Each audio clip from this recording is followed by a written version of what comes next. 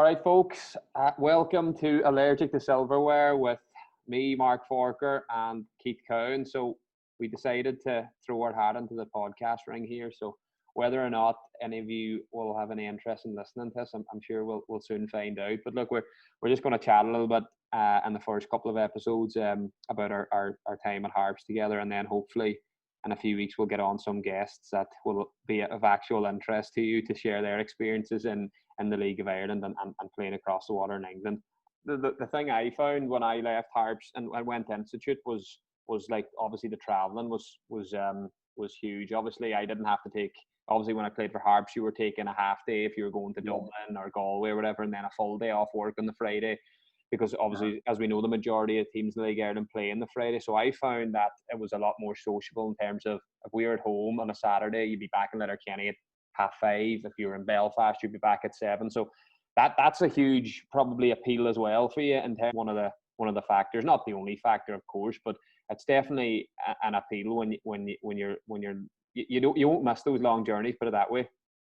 No, you don't. And I suppose, like, one of the major reasons that I left Van Harps or left Balfay was the idea of, once I got my summer holidays from school, it was, you're literally, you're a full, we know that Harps is a lot of dedication. It's like you're a full-time footballer. You're expected to do your gym work. You're expected to be at training. You're expected to conduct yourself almost like a professional, because you have to, Mark, because, you're playing against full-time teams, so you have to give yourself every opportunity and every advantage that you can to compete with these guys on a Friday night. So, as I said, one of the main reasons was the fact that I could have my summer holidays. Then obviously the Irish League finishes the end of May, so you would have June, most of July off free. So there's a nice chunk of your summer holidays where you can relax and take it easy and sort of give the body a bit of time to recover. Yeah. And at Harps or in the League of Ireland, it's the summer season, where you're in full flight. So I do remember I remember going to Galway on a Tuesday night, and I had to get away from school early. So I've had to ask a couple of teachers to cover me. They've had 3 classes, and, just to take my class, and I would do them a favor the next day. And whatever happened, before I left, one of the girls who had asked to cover for me got sick. So I'm then kind of about to leave, run out the door, get in the car, drive to Balfay, get on the bus, and now I've had to try and figure out somebody else who can cover my class for me. And when you're going stress, to play, you don't need it. Like, it's really difficult. You are trying to get yourself. And so I've run around. Eventually got it sorted. Ran out the door, late for the bus. And you know yourself what it's like if you ever get late for the bus, and you're on the bus, and the lads are in no way understanding about it. You get fined from the boys. It's a big, hey, when you get on, and you're absolutely raging yourself because you're down probably 15, 20 euro because you're late. They're all giving you stacks. It's just absolutely horrible. The gaffer's raging because you're late as well. I mean, they're not that understanding of it either. Like, so that, I suppose they have to be tough and disciplined to nip it in the bud, otherwise everyone will rock up late. But it does add to the stress, like when you're tearing up the road. Like. Yeah, true. Yeah, so but you are just expected to be. You're supposed to look after your business, and you're supposed to be there all the time. No exceptions made for anybody. So I've got on the bus, and my head's going like, and I'm like, should I left there? Did I leave work for that one? Do they have that there? Is the person covering my classes, are they going to know where X, Y, and Z is? Is everything going to be okay? So you're stressing about this, even on your own the road. You're checking the phone. Am I getting any emails? Is anybody, looking for me? And I remember, so we played Galway, in I think it was maybe one of the first rounds of the Cup or something like that there, and I think we beat them 3-2. We beat them 3-2, I think it was, and I scored. No, sorry, we were beat 3-2.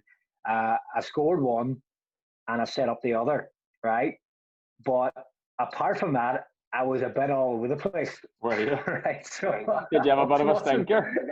I had a bit of a stinker. Well, not overly bad. You know yourself, when you set one up and you've scored one, it kind of takes away from maybe some of the errors and judgment that you made. Yeah. None of it. But yeah, look, I didn't have a best game, but I thought I had a better second half like that with the goal and the assist. But I remember Ollie's told me then on the Thursday night of training, so we had Wednesday off, and he told me on Thursday, and he goes, it's the typical Ollie fashion.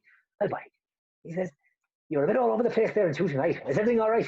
And I said, "It's just, look, I was just under a bit of pressure with work, and I couldn't get away." And he said, "I was talking to Big Johnny Glynn." He says, "What's wrong with the big fella?"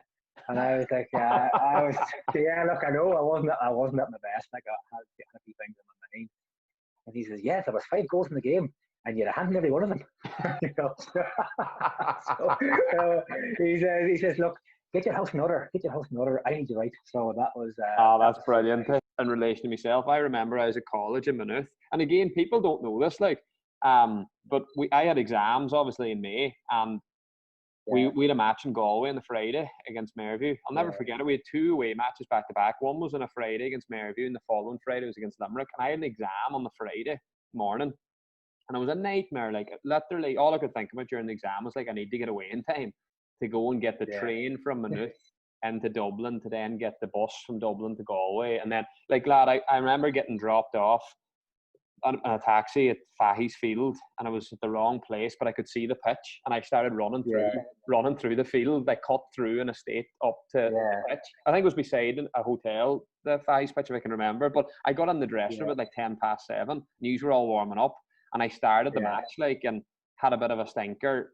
Terrible preparation, no real pre-match. Grabbed the sandwich in the bus. So then we lost the game and then the following week, same thing. I didn't have exam on the Friday, so it was more relaxed in terms of me getting to Limerick. But I had an exam on the Saturday morning. They used to have exams in Maynooth as well on a Saturday, and I had an exam at 9:30 on the Saturday. So I went to Limerick, wasn't on the team, was on the bench, and I stayed with Chris Breen. Do you remember Breen signed for Limerick? That's right, yeah. So I stayed with Chris Breen, and Breen's brother was there. Madman. He had been down for the weekend with one of his mates from Balbafay. Can't remember his name now. He was a gent. But what did I end up doing? I ended up going out with Breen and big Stephen O'Flynn and a few of those lads, and I'll go for one, or go for a pint or two. Sure, it was 3:30 in the morning. I came back, and I had to get the train. At 5 o'clock or 5:30 in the morning, silly o'clock. And I was Chris Breen's brother, his mate, woke me up. It was like, "Here, you've an exam. You need to get up." So I went, still half cut. To the train station, got the train to study on the train, straight into the exam hall. 9:30. My Harps tracksuit on me, stinking. And, how'd you do in that exam? Well, look, it was second year, so it was all right. I think I got a compensation. But that was just madness. And talk about especially the week before when I actually did play, preparation for the match was do you know what I mean? Yeah, that's the thing. That is one thing, I suppose, that I remember Big Liam O'Donnell telling me it's a young man's game, in terms of the League of Ireland setup, because unless you're professional or your occupation allows it, as I was lucky enough with teaching and that, and having the summers to really dedicate myself, and as I say, you move things around, earlier in the season or later in the season. But some of the guys is it Mickey Funston, working with the health board there, football, and people don't realise the effort sometimes that you put in. Ask you about this, Keith. Though, in terms of preparation, we had to tell obviously a few stories about across the board. I would say, at Harps, the preparation in terms of buses and stuff was generally good. We had DVDs on them for the long trips and that. But DVDs. You're a bus. Right, lad, it was 2014, so DVDs were on the rage. We must have watched Mike Bassett. We only ever had 2. We had In-Betweeners and Gladiator. I think we must have watched In-Betweeners about 10 times. Mike Bassett was a popular one too. Do you remember that? I do, yeah. It was a cracker. You love that. I love Mike Bassett. Hey, and sure, hey, we had a few Mike Bassett's managing us as well. So I don't know all that. But I'm gonna ask you about. Do you remember? It was actually my last game for Harps, but Belgrove FAI Senior Cup. We land at the car park in Fir Trees in Strabane. Take it from here. Yeah. So we're at the car. We get picked up at the Fir Trees for most away games. So we heading towards Dublin anyway. That's where we would. That's who generally the lads would meet us. It's quicker to get off there than go back to Balfay and get home and that. So we would always met there. So I think Mickey Funston was either suspended or for whatever reason. It actually could have been a work commitment. Now we're just talking about it, but he wasn't there, and we're just kind of waiting on the bus. And I get this phone call in my pocket. It's Funsty. So, oh yes, Mike, what's the crack? He's like, you are not going to believe the bus that's on his way to pick you guys up. He says, I'm actually in Balfay here with work, and I just seen the bus being loaded up to come and get you guys. And I was like, right.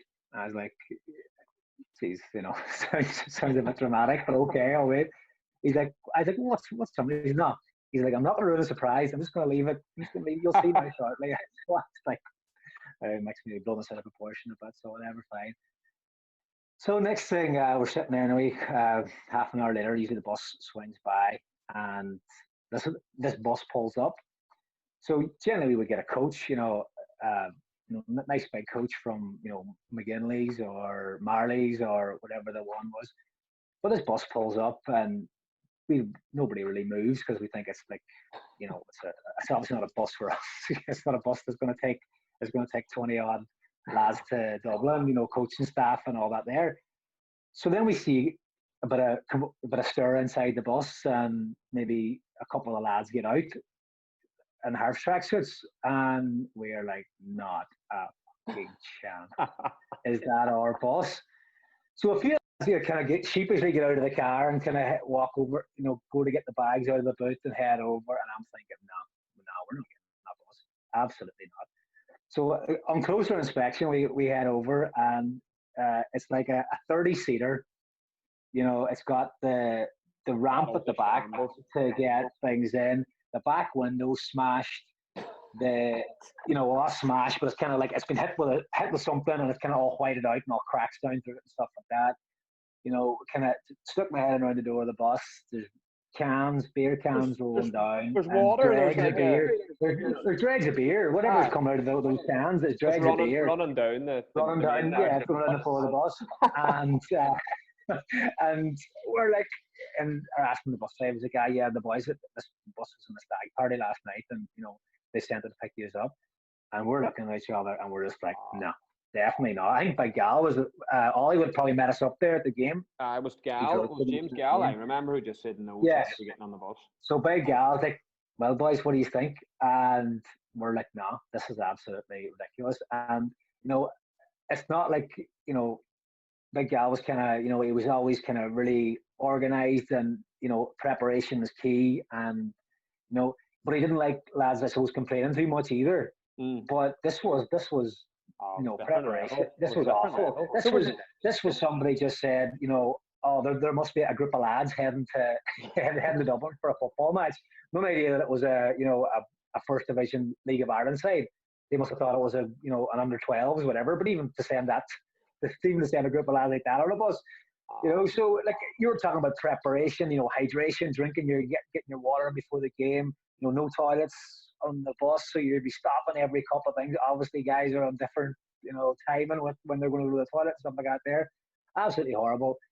We decided as a team, no, we're not getting this bus. It's absolutely ridiculous. No, we're not getting this bus. This is substandard.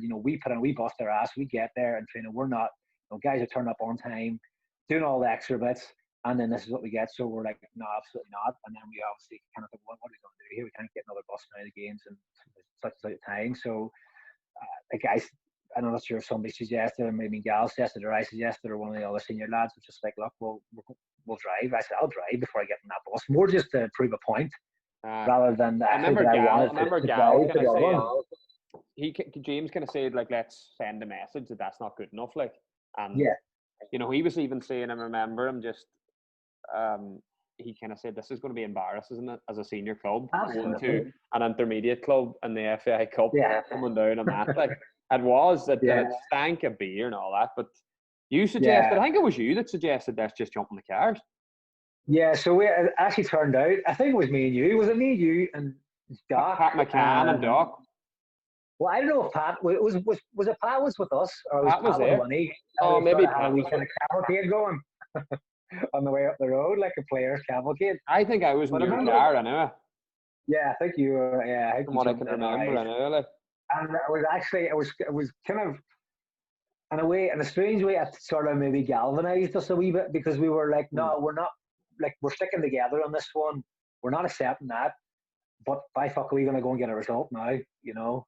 So I think that was really, we were annoyed, I suppose, because, you know, the finger was always maybe being pointed at us for, you know, not turning yeah, up or not, yeah.